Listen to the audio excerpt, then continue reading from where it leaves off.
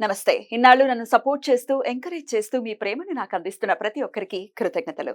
అలాగే ఈ వీడియో కూడా ఖచ్చితంగా మీకు ఉపయోగపడుతుంది. లైక్, షేర్ అండ్ సబ్స్క్రైబ్ చేసి మీ సపోర్ట్‌ని నాకు అందించండి. అలాగే ఈ వీడియో పట్ల మీకున్న అభిప్రాయాన్ని కామెంట్ సెక్షన్‌లో కామెంట్ చేసి తెలియజేయండి.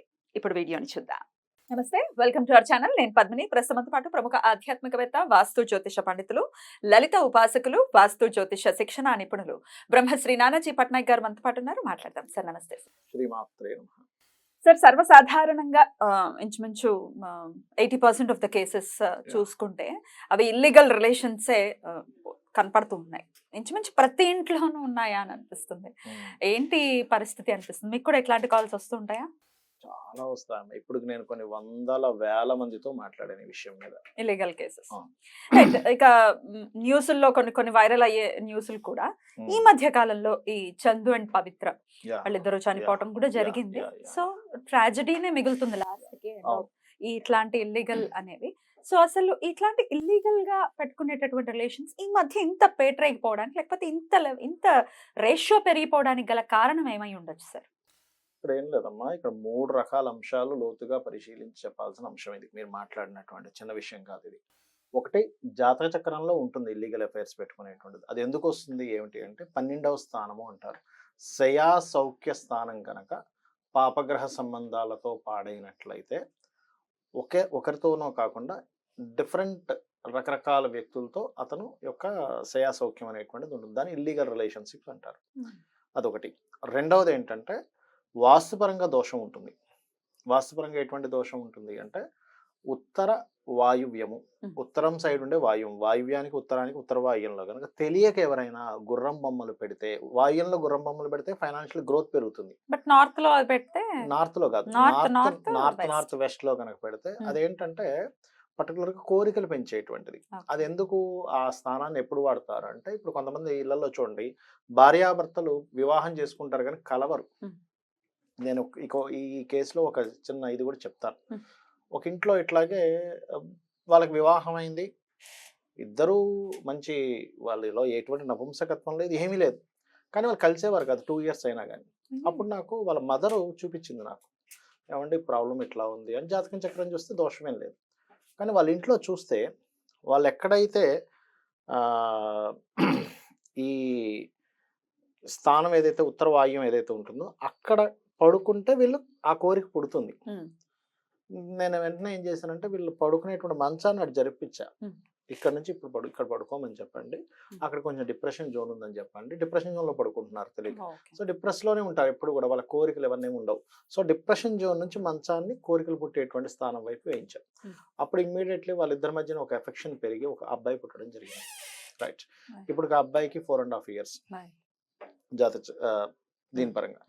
అదే స్థానం గనక కొంచెం ఓవర్ గా యాక్టివ్ అయింది అనుకోండి, అంటే ఎలా అంటే ఇప్పుడు చూడండి, మన బాడీలోనే లో బీపీ, ఈక్వల్ గా ఉండే బీపీ, హై బీపీ ఎట్లా ఉంటుందో గృహంలో కూడా ఒక్కొక్క జోను యాక్టివ్ అయిన దాన్ని బట్టి ఉంటుంది.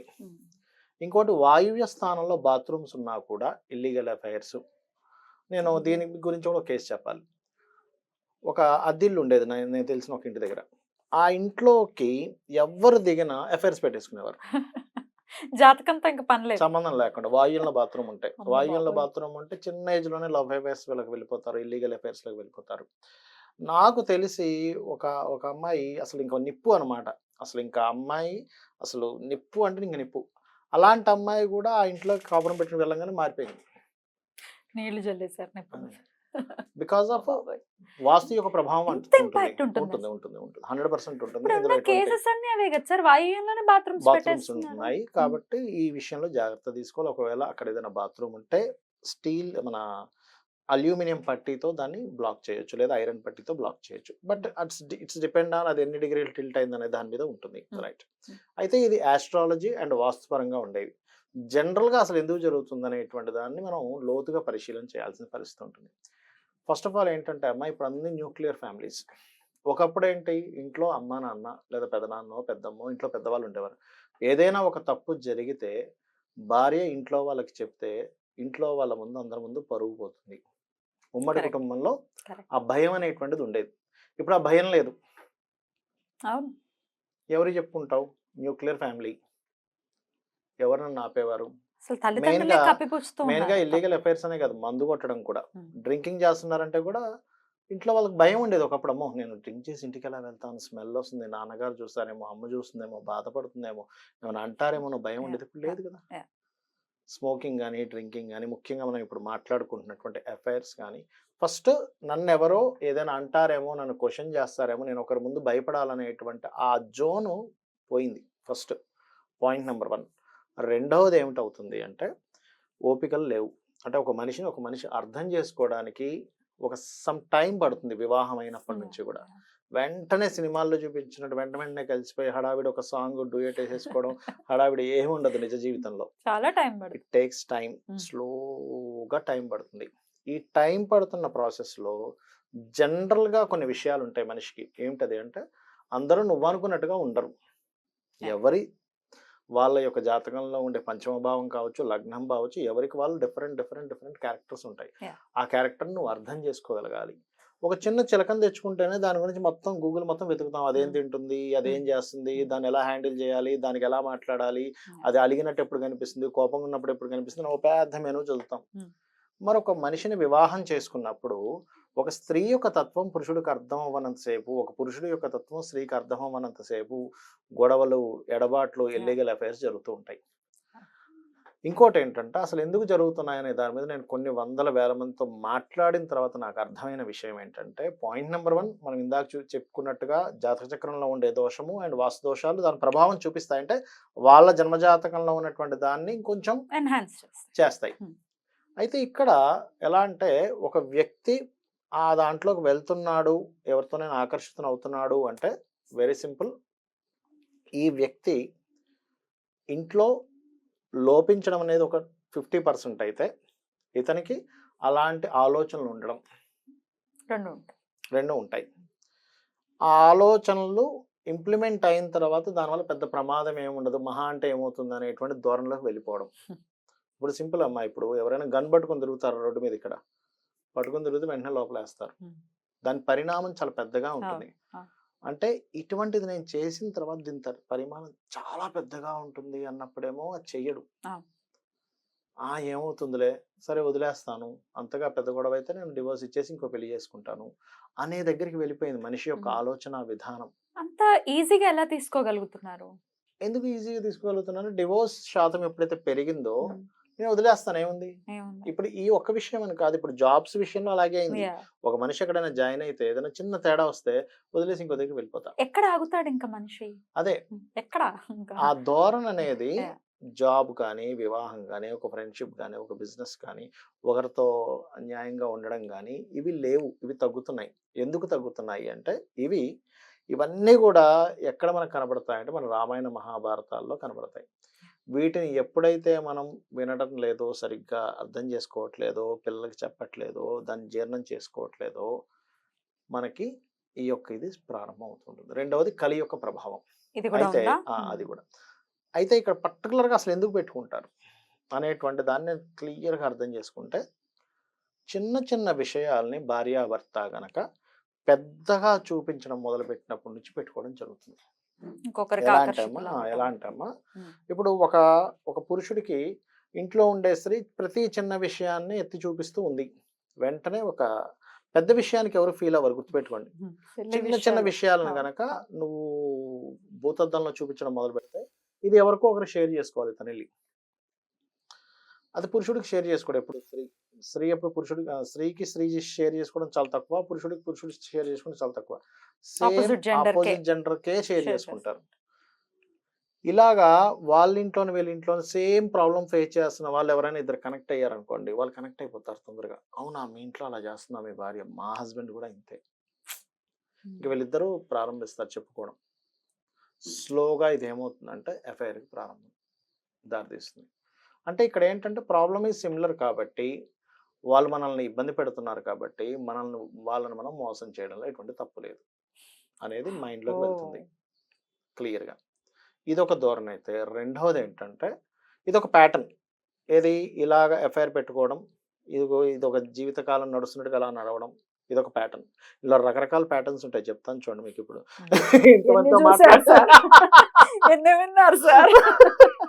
మీకు అసలు మీకేమనిపిస్తుంది పర్సనల్ గా? అబ్బా మళ్ళీ అంటే నేను జాతకం చూడగానే అర్థమవుతుంది కదండి, మీకు అసలు చూడగానే బేసిక్ గా అర్థమైపోతుంది. అర్థమవుతుంది కదా, ఇంక ఇది కర్మ అనుకుంటాను నేను. అయితే రెండో ప్యాటర్న్ ఏంటంటే, వీళ్ళు ఎలా ఉంటుందంటే, వీళ్ళు నలుగురితో పెట్టుకుంటారు, ఇంక ఒకరు కాదు, ఎక్కడ దొరికితే ఇంకా అక్కడ అక్కడ ఒక మన ఆఫీస్ లో ఒక పవర్టెడ్స్ అయి ఉండాలి సార్. Perverteds చాలా పవర్స్. ఆఫీస్ లో ఒకరు, ఇంకో దగ్గర ఎక్కడో పరిచయం వల్ల ఇంటి ఎదురుగా ఒకరు, ఇంటిపై అట్లా రకరకాల దీంతో పెట్టుకుంటారు. వాళ్ళకి ఎక్కడ రిలేషన్ తో ఎక్కడ అటాచ్మెంట్స్ ఉండవు, ఏం ఉండవు, జస్ట్ ఇదే. ఇదే. ఇంకొంతమంది బాగా సంపాదించి ఈ డబ్బులు నేను ఎంజాయ్ చేయాలి, అలా చేయాలి, అర్థం కాక ఒక ఏజ్ వచ్చాక, అంటే ఒక ఏజ్ లో యంగ్ ఏజ్ లో ఏమి ఎంజాయ్ చేయరు వీళ్ళు.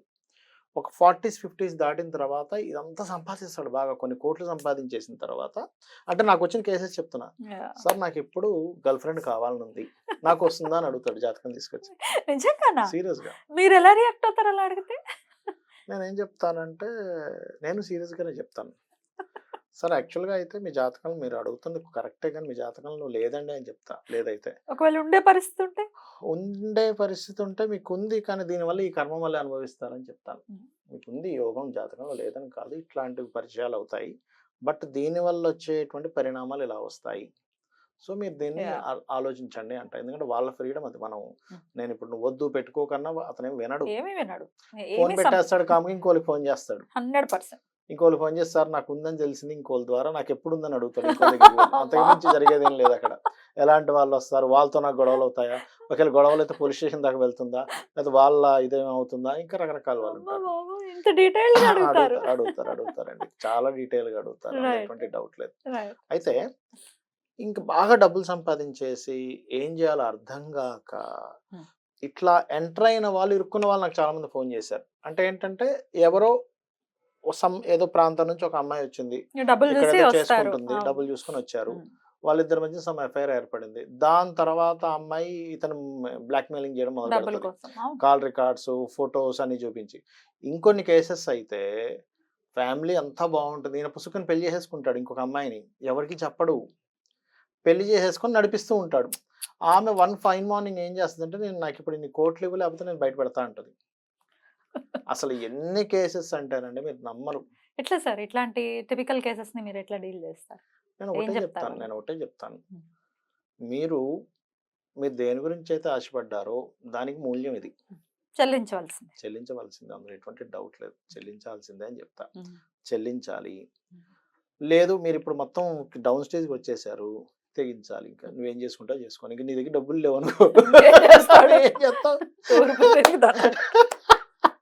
అంటే నేను అనేది ఏంటంటే, ఇంకా నువ్వు ఏదైనా ఒక కర్మ చేసినప్పుడు దాని ఫలితం వస్తుంది, ఆ ఫలితానికి కూడా నువ్వు రెడీగా ఉన్నావా అని అడుగుతాను.